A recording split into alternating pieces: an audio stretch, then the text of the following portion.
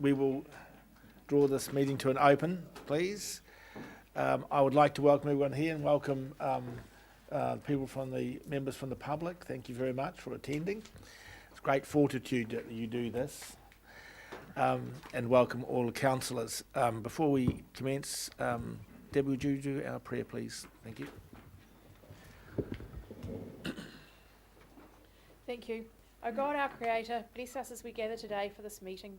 Guide our minds and hearts so that we will work for the good of our community and help all your people. Teach us to be generous in our outlook, courageous in face of difficulty, and wise in our decisions. We ask this grace through Christ our Lord. Amen.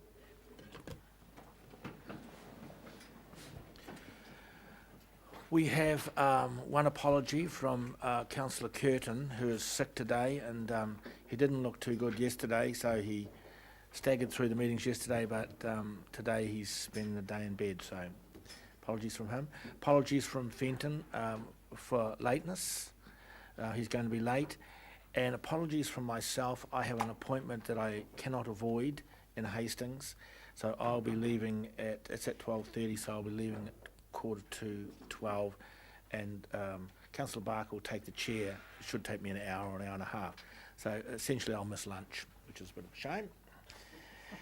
Are there any more apologies? I love my lunches here. No. And Tom Belford will have my special healthy lunch. I was going to take it with me, but I'll guess it up in the car. Okay, we have no more apologies. Someone move that we accept apologies, please. I'll move. Move. Seconder. All those in favour? No. Thank you. Are there any notices? No notices. Then we'll move on. Any conflict of interests that were not already conflicts of interests? If there are none, we'll move on to the minutes of the previous meeting.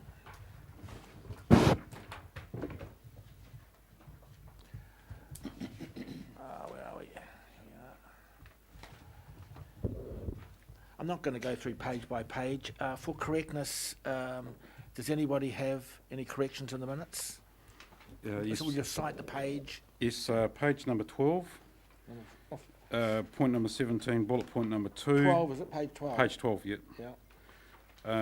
Number 17, bullet point 2, compensation to ACC, loss of rental income, blah, blah, blah.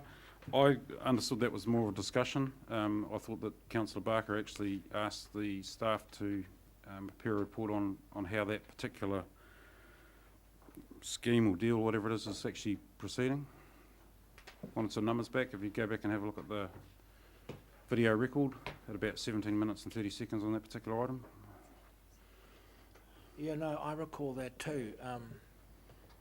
Mr. Chairman, yeah, I do too, and it should be there as matters arising. So you're right, Councillor. We're proposing to bring a report, a brief report on that back to the January meeting. So it should be there as a matter. But we should note it. Yes. It should be on the list. Should be in the action item. Yeah. Thank you, Councillor. That's very well perceived. Just to follow up on that, when we're told brief, does that mean because it's just a short amount of information, or it's but it's not going to compromise on the detail that we need to get to? Oh, Councillor, we're trying to limit the amount of financial information we can give you. We don't want to inundate you, but it'll be a document of 1 or 2 pages. Hopefully we can restrict it to that, giving the principles behind the deal and the effect of all the sales on that deal on cash flows, and I think that's exactly what you wanted. You just wanted that chunk of it, what the arrangement was, how it's now being dealt with as far as the large number of sales we have and the effect that has on ACC. And also, given that we've had approximately $7 million payment back to ACC because of the sales, that we need to have some figures that extrapolate out and show us how that's going to affect us in the long term. Yeah, precisely. That will be covered in the principles. The $7 million payment wasn't for the last 6 months. It was from the beginning of the agreement. Well, that wasn't said. We said 7 months was told at the meeting. Yeah, I know, and I apologise for that. I can only operate on the information I you know. give me.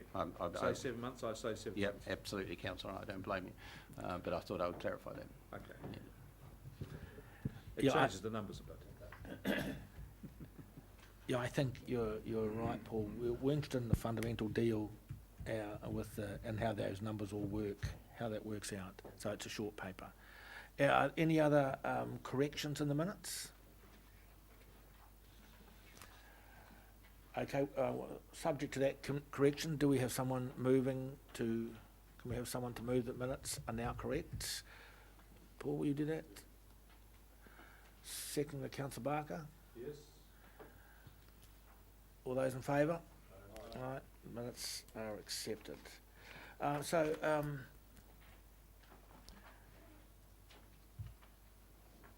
Are there any matters arising from those minutes that aren't, it's not on the agenda, but it's something I want to do. Any matters arising in those minutes that you think we need to discuss that aren't in the agenda? Yeah, it's items of business. No, follow-ups. Oh, follow-ups. Okay. So that's a way of saying it, I guess. There So we'll is do one, follow-ups. well, there is one. All matters arising. There is one matter, and that's the court case on the prosecution of the Hastings District Council. There's been some significant developments, and I thought we should have a report to this meeting today. When I say significant, I mean significant. Read it yesterday. We did the update yesterday, councillor, at the committee meeting. Yeah, we did, but there's been another day, hasn't there? Well, this is the council meeting, that was the committee meeting. Why did it come to the council meeting? Can we use our microphones, please? Because, well, it came to the council meeting, sorry, Councillor Barker, it came to the council, rather it came to the committee meeting because it was the members of the committee who asked for the update, so, but I'm happy to repeat the update if councillors wish me. Yeah, thank you. Yep. So we will do that straight Do you want after. to do? We'll- Why don't we just do it now? okay, well, you want to do that right now? Oh, yeah. Okay, I'll right. happily do it. Right. Okay, so, sorry, I'm just going to try and recollect exactly what I said yesterday. But the gist of things is that, so we have had a prosecution action with Hastings District Council, which is associated with two of the Brookvale boards, 1 and 2, and it relates specifically to the condition. Don't touch that. You right? Yeah. Right. Touch that. Okay. Thanks, Leanne. Specifically, the condition of the headworks of those two boards. There's a condition in the consent conditions, condition 21, correct, Ian? Condition 21, which requires maintenance of the headworks of the boards to a safe and serviceable standard, basically. And in terms of the specific prosecution action, it was specifically around that specific point. Okay, so that's the first point. That's the technical issue and the breach. The second point is that I want to talk about is what there are clearly two processes around Havelock North Water, of which the major one is clearly the government inquiry. Now, at the first hearing of the government inquiry, it was noted that HBRC had an investigation underway ahead of that inquiry commencing, and the chairman of the inquiry panel noted that the two actions, the inquiry itself in relation to the cause of the contamination and future systems post that, and the HBRC investigation and any regulatory action were two distinctly separate issues. That was in the first hearing. Correct, Ian? Liz, you were there. Okay. Moving forward to over the past, whatever it is, 5-6 weeks since that first hearing, essentially there's been a process whereby Hastings District has argued the point that because they're in a legal action under the RMA, then they are constrained from providing information to the hearing and participating in the hearing on the basis they might prejudice themselves.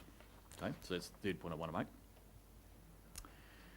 That has rightly or wrongly created issues for the timing of the hearing and the potential closure of the hearing. So the fourth point I want to make is that there was a hearing held on Monday and Tuesday morning of this week by the inquiry panel, and in that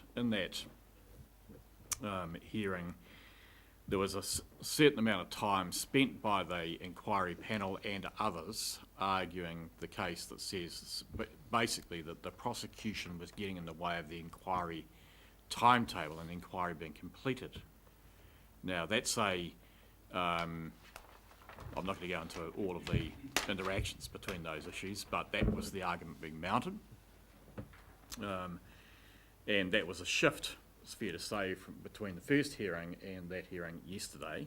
And what that to me indicates is that there's a significant amount of pressure on the inquiry to complete its work by the 31st of March without any further delay. So after a long set of go-rounds between Ross McLeod and I, we agreed, as I have the delegated authority to do, to essentially convert the prosecution framework to a infringement notice framework, whereby Hastings essentially agrees the issue, the breach of consent condition 21, and we agree to withdraw the prosecution, which essentially enables an issue infringement notices instead, and there's timing issues there, but there's precedents, and I think we discussed that yesterday.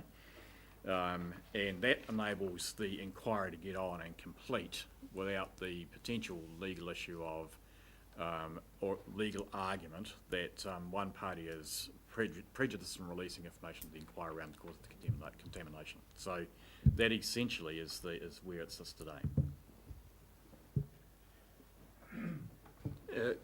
Could I just ask the Chief Executive, what in the relevant information that's come to hand so far was not known to you or your legal team at the time regarding having two processes running at the same time?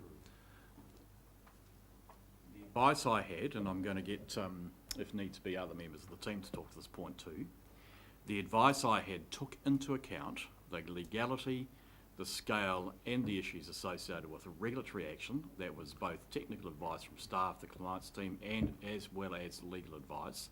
That legal advice came from a very experienced barrister by the name of Jonathan Krebs, who has acted as this council's barrister around all of this compliance regulatory action now for, I don't know, probably 10 years. So now I'll make this point too, Councillor Barker. In actual fact, in a normal process under inquiries, if there's a piece of regulatory action from no matter what source, that can take precedence over the inquiry in terms of the inquiry being progressed. But the argument was mounted that there was a public interest in the inquiry getting to the source of the contamination, or at least a view on that, and that was in the greater public interest. That was the argument mounted yesterday. Now, that isn't different than the argument that was started on the start of the inquiry process. Well, could I just rephrase my question? Who didn't believe that running a court case in parallel to a public inquiry would not cause interference one on the other? Who didn't believe that that would be the case? Well, back in October, Councillor, the chair of the inquiry didn't believe that that would be the case, because he gave quite a clear signal to us, to the whole courtroom, that there was no need to not proceed with both. Well, my view was the moment I saw that we had launched a prosecution while the inquiry was going on, that there would be interference one from the other. I could not see how it would run any other way, and that's exactly where we have wound up. And I want to say you can't rely on other people's judgment solely. You have to make decisions based on your own judgment. And I thought it was blindingly obvious that we would, with our prosecution, run interference on the inquiry, and that's exactly what has happened.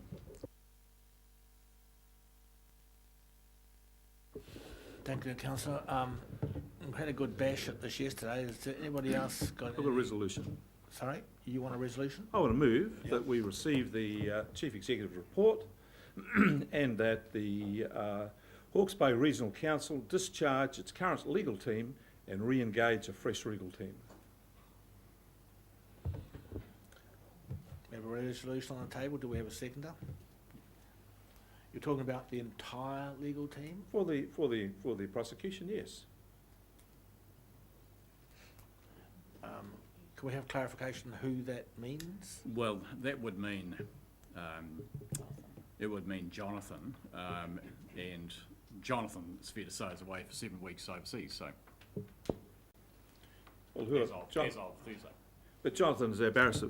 What about the one I'm more concerned about is the team, the legal team we've got with May Chen, actually. I think we've been poorly advised from that source. Because that's whose advice you relied on at the beginning, not the barrister leading the case. That's why we're in this hole. Is that correct? No,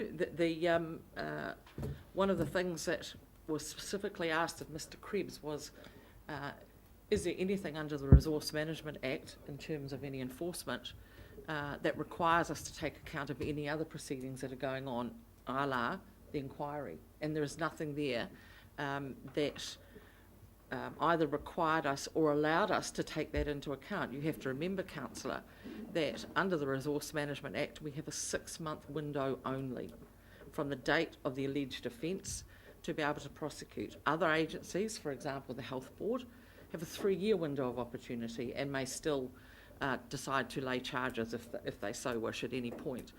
As Mr. Newman has pointed out, an inquiry frequently, or normally when this occurs, will postpone their activity until the prosecution or whatever other enforcement action is completed. So this is a unique set of circumstances. The judge acknowledged that the other day and actually said that as part of what we call stage 2 of his inquiry, which is around looking at the broader framework, national framework, that one of the recommendations may well be to help address exactly this kind of situation, acknowledging that we, as a statutory or regulatory authority, are bound by the time frames set out in the Resource Management Act. They clearly have a politically set time frame that they are clearly required to keep to as well. And in this case, those two have misaligned. So, you know, he acknowledges that this could be something that is addressed for a national scale. Can I just respond to that? Okay. I just want to define it because I want to be very clear what we're saying here. Are we dismissing all our lawyers, or are we dismissing some of our lawyers? And are we able to? And I think it's really important, because otherwise we could make a colossal error, or we could just wimp out. And I'm not prepared to have either. So I want to know how Mei Ching got involved. Before we go into that, who got her involved? Is she employed by the barrister or by us? In relation to the prosecution, Ms. Chen is not providing any legal representation, Mr. Chairman. She is not employed by the barrister, nor is he employed by her. So she's directly employed by us, her legal firm. For the inquiry. For the inquiry. Are you prepared to define your... Well, can I just ask, we get ourselves through this. Can I just, the point I come back to, when did the 6 months start and when's the 6 months finish? So the 6 months starts in the, if you want to say, the second week in August of this year. Yep. And so it would finish in the second week of February in 2017. So we could have filed in February 2017. Which is when the inquiry was sitting. Could have filed in 2017 rather than when we did now. Could have. Yeah, the second thing is, you said that it's common for legal proceedings in a court to take precedence over an inquiry. That's our understanding. That's exactly what I understood too. So when we filed the court action, it was always going to disturb the inquiry. No question about it. Contrary to any advice you're given by anybody else. Always. So when we filed, we knew that we were going to disturb the inquiry. And that's my point. We got ourselves here into a hole unnecessarily because we didn't think. Councillor, sorry, I'm going to argue the point on that. That is not correct. The the point about the prosecution was it's extremely narrow. It was around condition 21, which relates to the state and condition and the taken use of water, the state and condition of those boreheads, full stop. It doesn't relate to anything else. That's specifically what that was about. Now that then becomes a source of, I guess, legal argument, but in our view, that was a narrow point. Through you, Mr Chair, no, it's not. The inquiry is looking at the cause of the contamination, and our prosecution did not intend to look at that at all. It looked at one breach of a consent, or breaches of one consent condition. Yes, just want some clarification on this. So you had a choice at the time that you filed the prosecution to file a prosecution or an infringement notice, and either would have been in relation to the same set of events. Can you explain why you chose a prosecution rather than an infringement, what the difference is between them in terms of, you know, standards of proof and so forth, and what advice you received in relation to those two options? So the standard of proof is exactly the same. You need to be able to prove the case, because an infringement notice could be not paid or appealed and taken on to court and defended. So the burden of proof is the same, and the proportionality of response was something that we specifically put to Jonathan Krebs to say, what is the appropriate action here given the set of circumstances, and prosecution was recommended. Worse? Prior offending and the consequence of the breach of the condition 21.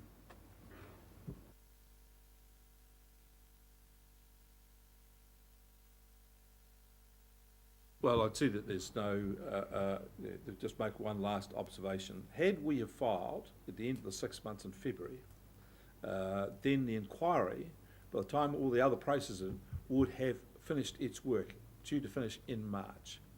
We filed our prosecution, filed our lodgement some months ago, and this problem's only arisen now. So it would have been February, plus this time delay, the inquiry would have been completed, and we'd have had clear air.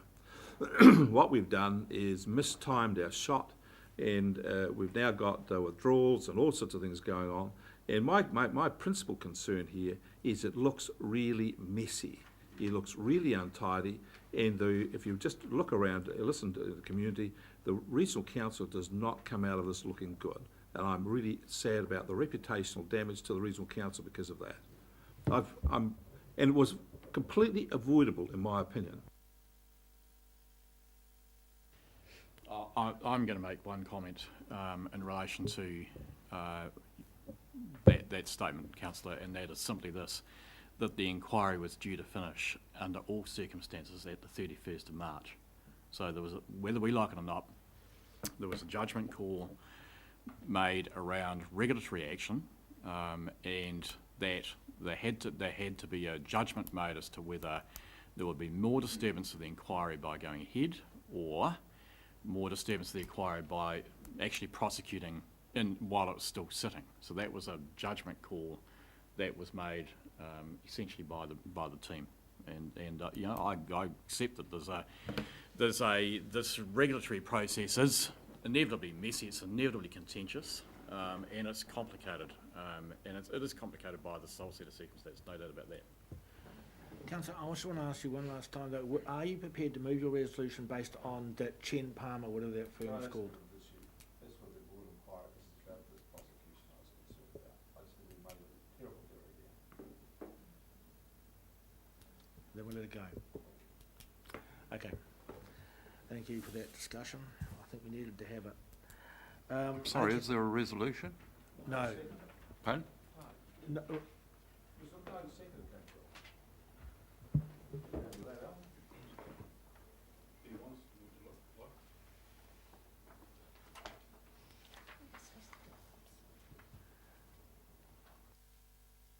You want to second it to your resolution, Councillor?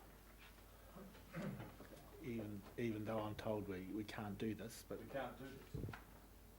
but I think we can do what we want actually. All right, well, I'll move it. You're moving it. I'll second it so that we can have the discussion and debate. We have a move and a second to remove our entire legal counsel From the prosecution. from the prosecution. We haven't got a prosecution anymore. Sorry?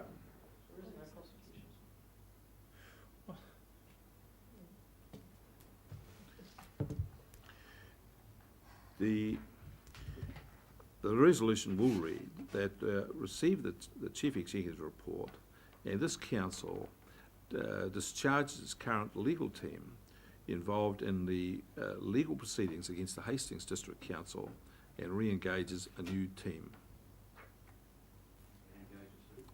A new team. I'm going to tell him who to engage, but I just think we haven't handled this well. Do we have a seconder? We have a second. Discussion.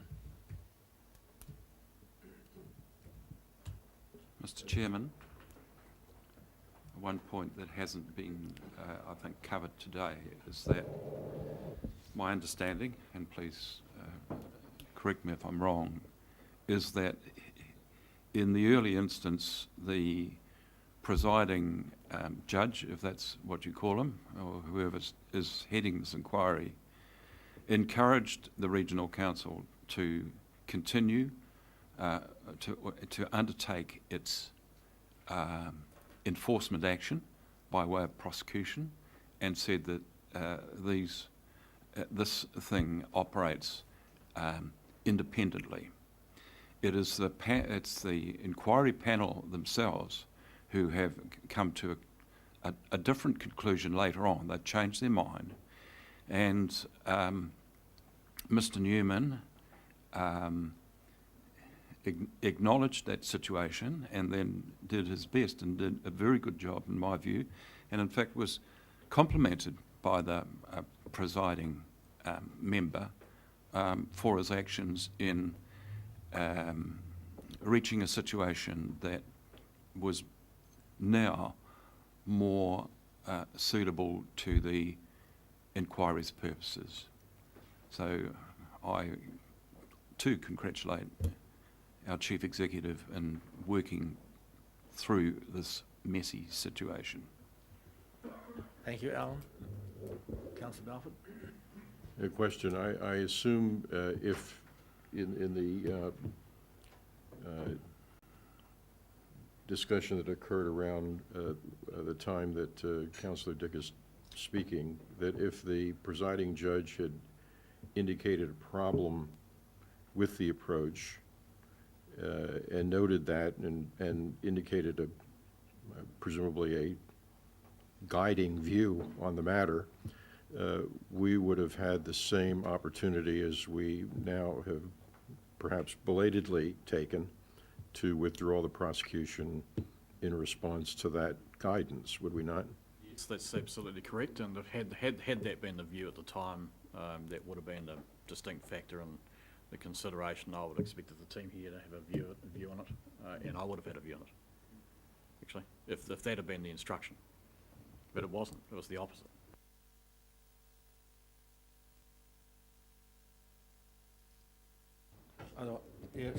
I'll close. I just want to say to you that I found this really quite an interesting proposition. I was surprised to learn that our council had, in the middle of an inquiry, filed proceedings against the Hastings District Council. I was surprised because I'm not a highly legally trained. I've been on the edges of a lot of legal proceedings, mind you, and I've watched a lot of them. And I have seen very often when people are in legal proceedings, they will have those proceedings take precedent over other work and will very often refuse to participate in other inquiries or discussions because the matter's before the court. And they will, and other actions will, for it always interferes with other things. Court takes precedence over everything else. So I could not believe that we were going to have our legal proceedings proceed and have no influence on the inquiry at all. I would have thought that when we're taking a case, the first thing you do is think about the thing strategically. And if we had a timeline of 6 months, we should have worked out when the 6 months was, and if that's going to be sometime in February, well then we could have filed our proceedings in February really easily, without prejudicing our case. In the meantime, the inquiry could have proceeded unimpeded in any way, shape or form. That's the issue here.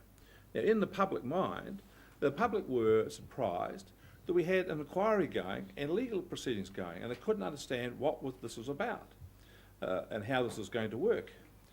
And as it turns out, the public's mystification was well-founded, because it hasn't worked out.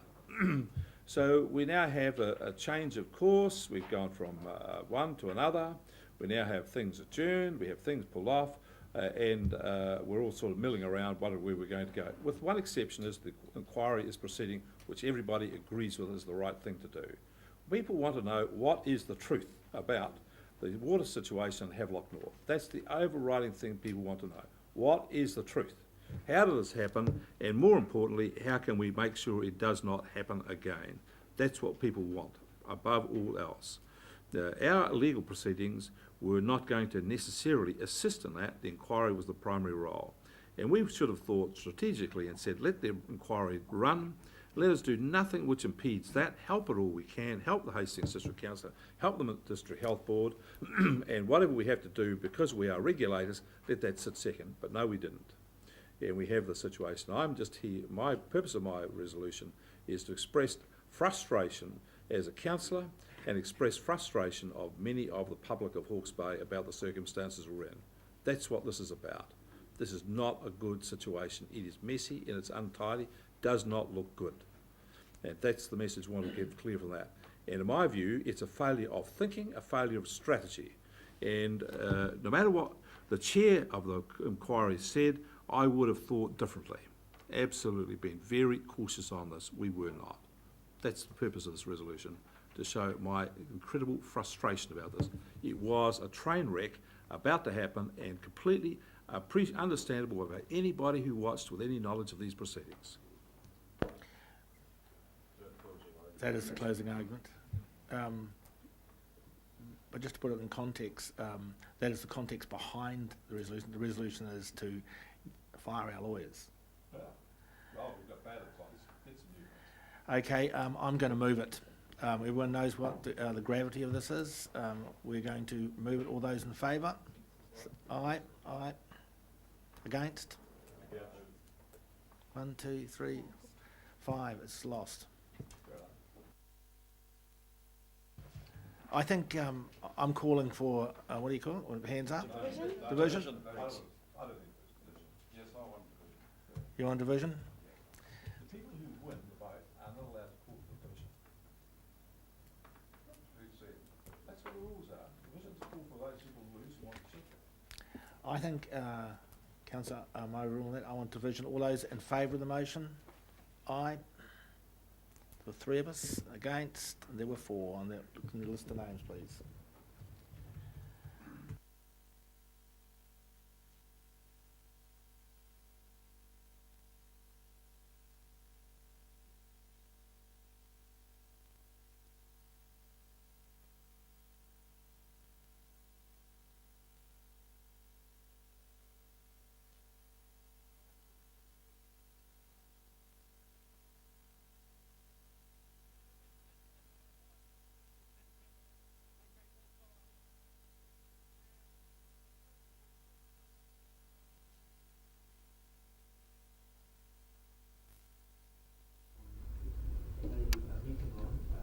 And on item 5, I'll raise that one again, item 5. We'll carry on following, please. Thanks. No more. Thanks, Chairman. Well, this could be a reasonably quick item, I would have thought, Councillor.